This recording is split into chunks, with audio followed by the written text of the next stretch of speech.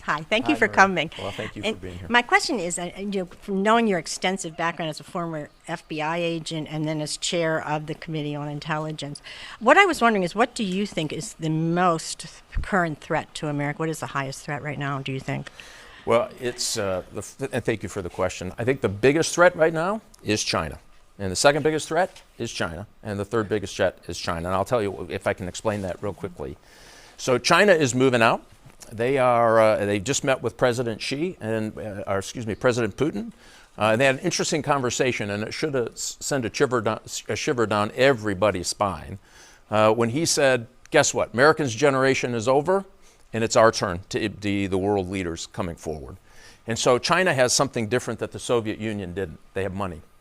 They have lots of technology, most of which they stole from countries like the United States of America. They have the third largest nuclear arsenal.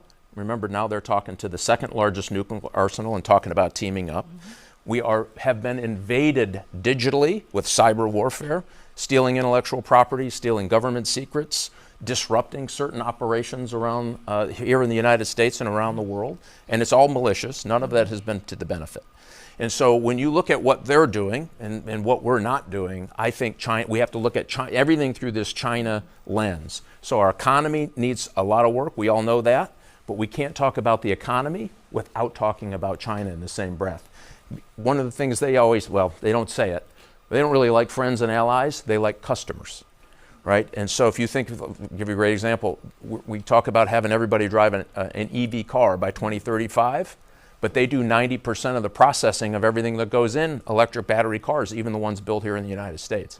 That disadvantages us over the next generation of Americans. We can't let them do that. So I would argue if you start looking at all of these national security threats out there, and I've never seen them as bad in my entire time doing national security, China is at the top of the list. Thank you. Thanks, Maria. Thanks for the question. Okay, thank you.